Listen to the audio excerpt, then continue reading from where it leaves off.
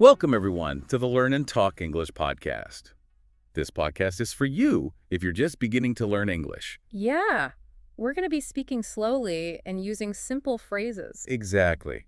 We want you to feel relaxed as you learn. It takes time to learn a new language. It takes practice.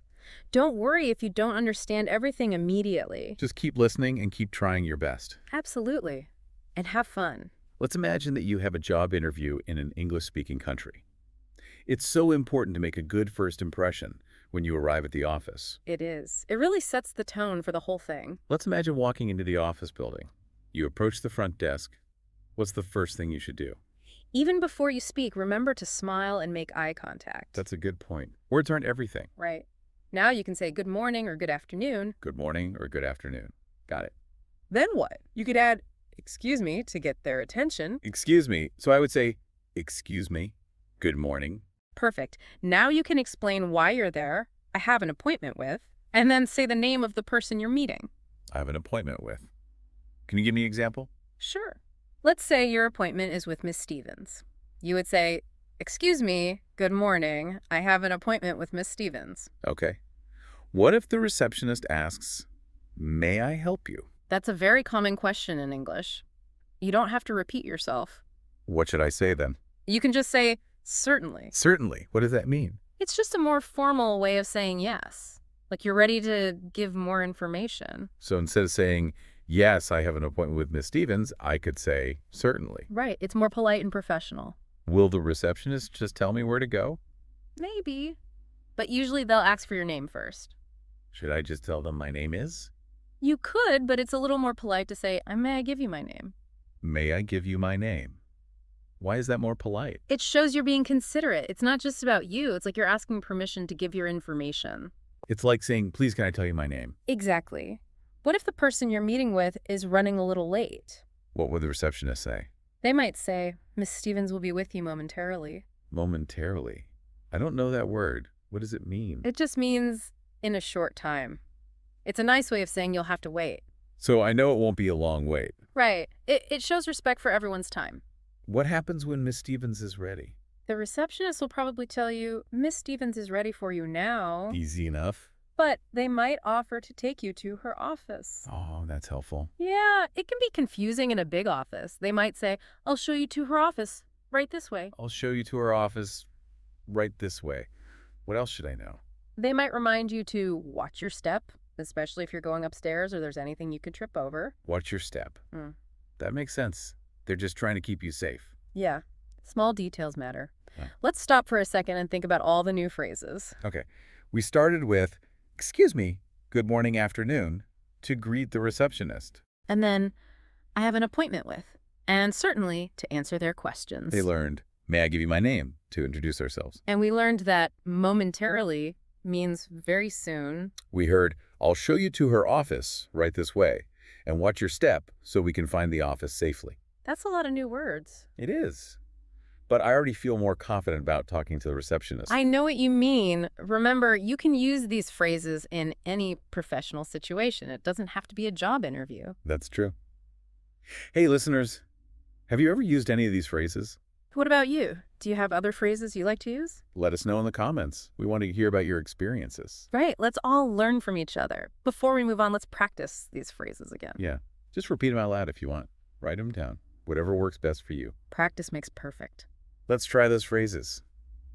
Now we'll be back soon to learn even more useful English. We'll be right back. Sounds good. Welcome back to Learn and Talk English. Last time we learned how to get from the front desk to the office. We did. But our office adventure isn't over. We still have to figure out what to say once we get inside Miss Stevens' office. How should we make a good first impression? As you walk in, smile and make eye contact. Okay. Smile and make eye contact. Should I say good morning again? Yeah, you can, but make it a little more personal this time. Ow. Add Miss Stevens' name. It shows that you're paying attention. So I should say something like, good morning, Miss Stevens. Exactly. And then to sound even more professional, you could add, it's a pleasure to meet you. It's a pleasure to meet you. Got it. What if she offers me a drink? That happens a lot in professional situations. They might say, would you like some water or coffee? Would you like some water or coffee? How should I answer if I don't want anything? Is it rude to say no? It can sound a little abrupt. Say no thank you or I'm fine for now, thank you. No, thank you. Or I'm fine for now, thank you. What if I do want something? Just say, yes, please. Water would be great, thank you. Yes, please. Water would be great. Thank you. So we know how to say hello, and we know how to respond if someone offers us a drink. What about during the meeting? What are some good phrases to use? One really helpful phrase is, of course. Of course. When would I use that? You can use it to agree with Miss Stevens or to show that you understand something. So she explains something and then asks, do you understand? I could say, of course. Exactly. It means you're listening. Good tip. What if she asks me a question and I need a few seconds to think? Instead of just being quiet, you can say, let me think about that for a moment. Let me think about that for a moment. Much better than just sitting here quietly. Right. Now let's say that you don't understand something that Miss Stevens says. Maybe she's speaking too fast or there's too much noise.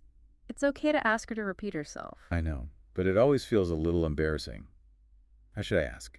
You can say, could you repeat that, please? Or I'm sorry I didn't catch that. Could you say it again, please? Okay, could you repeat that, please? Or, I'm sorry I didn't catch that. Could you say it again, please? It's nice to know what to say. It shows that you want to understand. What if I need Miss Stevens to wait for a second? Maybe I need to look for something in my bag. Instead of just saying wait, you can say, just a moment, please. Just a moment, please. That's more polite. It shows you're thinking about her time. What if you need to interrupt Miss Stevens to ask a question? You always want to be polite when you interrupt. So start by saying, excuse me, or may I ask a question? Okay, excuse me, or may I ask a question? It's good to have those phrases ready. Right. They let you join the conversation without being rude. This is great. I feel so much more prepared for this meeting. What about you, listeners? Have you ever had to use polite English in a professional situation? What phrases do you use? Let us know in the comments. It's always helpful to learn from each other. Before we learn about the last part of our office visit, take a minute to think about these phrases. Practice them out loud. Write them down. Imagine yourself using them. The more you practice, the more confident you'll be. We'll be right back to talk about the end of the meeting. Welcome back to Learn and Talk English.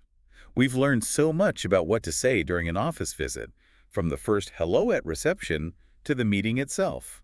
Yeah, but there's still one more thing we need to learn. How to end the meeting politely and leave a good final impression. Right. We want to finish strong. So what are some phrases I can use to let Miss Stevens know it's time to wrap up? Well, instead of jumping up and running out the door, you can use a phrase that shows you respect her time.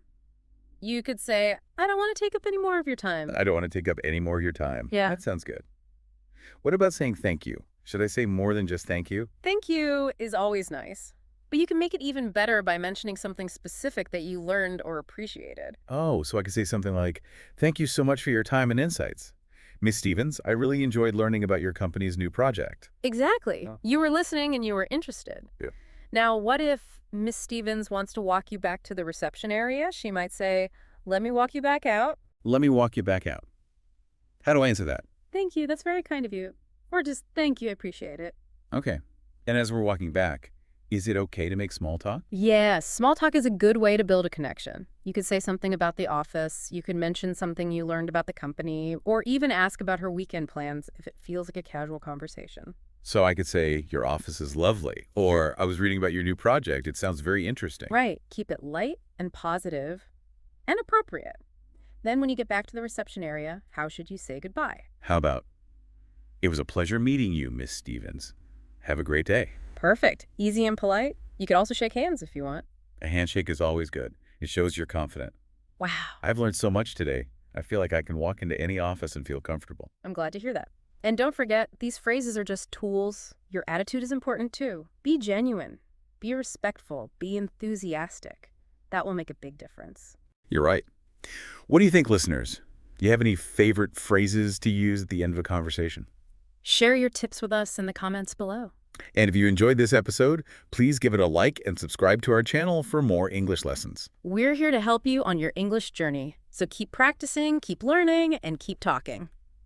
See you next time. Happy learning, everyone!